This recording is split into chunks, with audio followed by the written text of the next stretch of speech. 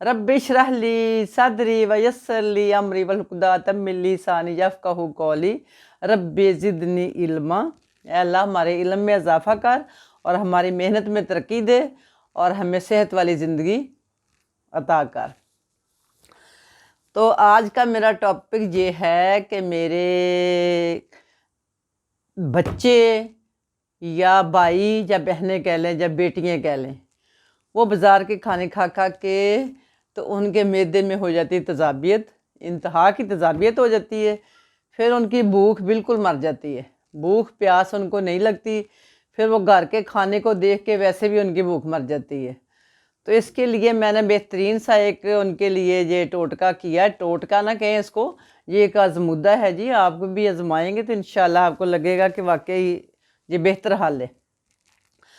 ये आप आसान भी बताऊंगी आपको, पहले थोड़ा सा मुश्किल बना लेती हूँ क्योंकि वो मेरी बहनें जो है ना, मुश्किल थोड़ा सा काम करना उनको अच्छा लगता है।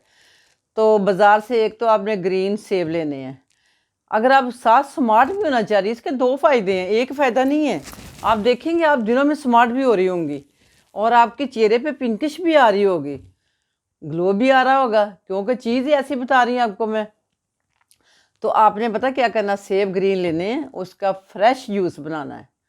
फ्रेश जूस बना के उसके अंदर आपने आटा गूंदना है। अपने लिए एक पेड़ा आटे का गूंदना है। गूंदने के बाद उसको आधा घंटा कोई पड़ा रहने देना ताकि अच्छी तरह वो यकजान हो जाए। उसके बाद उसकी रोटी बना के खानी है आपने। बेशक जिस चीज़ से भी खानी, बेशक वो वैसे भी आप खा सकती हैं। अगर कोई सालन वगैरह लेना चाहें तो उसमें कोई ममनू नहीं है, यानी कि मना नहीं है, ठीक है। आप सालन के साथ भी खा सकते हैं। आपने 1 वीक उसको खाना है। इंशाल्लाह देखना कि आपको भूख कैसे लगती है, खुल के भूख लगेगी और स्मार्ट भी होंगी और टम्मी अंदर चला जाएगा। ये आपको हो गए 3 फ़ायदे, भूख का लगना, टम्मी अंदर जाना और उसके बाद आपके चेहरे की ग्लोइंग और स्मार्टनेस, ये सारा कुछ आपका साथ है उसके। अब मैं दूसरा टोटका जो यंग जनरेशन को बता रही हूँ, उनके लिए ये है कि उनके मैदे में अक्सर गर्मी हो जाती है। तो गर्मी के लिए बेहतरीन ये है कि आप रात को अपने घर वालों को कहें आपके लिए इसबगोल का छिलका दूध में भिगो दें और सुबह आप उसको निहार मुंह चम्मच के साथ खाएं, खीर की तरह। जैसे खीर खाते हैं ना, इस तरह आप बेशक जायके के लिए चीनी डाल लें। आप उसमें अल्लाह भला करे जो कूजा कूजा कूजा मिश्री नहीं होती जो, वो भी आप उसको थोड़ा सा बारीक करके वो भी डाल सकते हैं, वो डाल लें। वो आप निहार मुंह खाएँ। उसके साथ साथ आप गूंद कतीरा भी आप उसको तोड़ें, थोड़ा सा तोड़ने के बाद पानी में भिगोएं।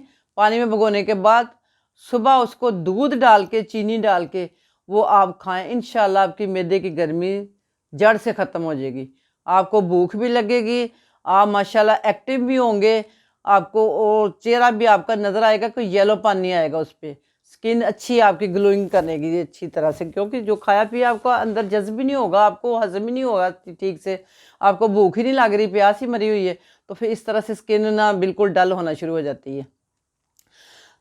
तीसरी बात यह है कि इसके लिए अगर आपके जिगर में भी गर्मी होती है, जब आपके मैदे में गर्मी होती है, जिगर में लाजमी गर्मी होती है। तो जिगर की गर्मी के लिए आपने ये करना कि कच्चा बर्तन कोई छोटा सा ले लेना, मिट्टी का कच्चा बर्तन। उसमें आपने अल्लाह भला करे ये चंद दाने इसके आलू बुखारे के और चंद दाने इमली के, ये रात को भिगो लेने आपने। भिगो के सुबह उनकी गुठलियाँ निकाल देनी है। गुठलियाँ निकालने के बाद उसको ग्राइंडर में डालना है, चीनी डालनी है और थोड़ा सा नमक भी डालना, काला नमक डाल के ग्राइंड करके वो आप 2 दिन पिए। एक तो आपके पेट की इतनी सफाई हो जाएगी, सारी सदियों की जमी हुई गंदगी सारी बाहर आ जाएगी, महीनों से जो जमी होती है। उसके बाद आपका जिगर साफ शफाफ हो जाएगा, फिर से एक ताज़ा खून बनाने लग जाएगा। ये आपके लिए 3 बेहतरीन टोटके थे भूख के लिए।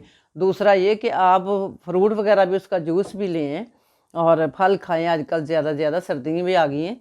और बाकी खाने का टाइम टेबल बनाएं, सलाद साथ लें, खाने का टाइम टेबल ज़रूर बनाएं। आप 100 काम भी कर रहे हैं, जब आपका खाने का टाइम है आपने वो काम छोड़ देने हैं, क्योंकि पहले पेट पूजा तो फिर काम दूजा। ये बड़ों की कहावत है कि आप पेट के लिए कमाते हो ना, तो जब आपका पेट ही अंदर वो भूख मार देता, जब उसका टाइम निकल जाता, फिर उसको जैसे नींद हम उड़ा लेते हैं ना, नींद का एक टाइम होता है, उस वक्त हम नहीं सोते हुए नींद उड़ जाती, पूरी रात फिर आना बहुत मुश्किल हो जाती है। इसी तरह भूख का भी टाइम जब निकल जाता है ना, तो वो दोबारा नहीं लगती, वो आस्ता आस्ता मैदे में गर्मी होना शुरू हो जाती है।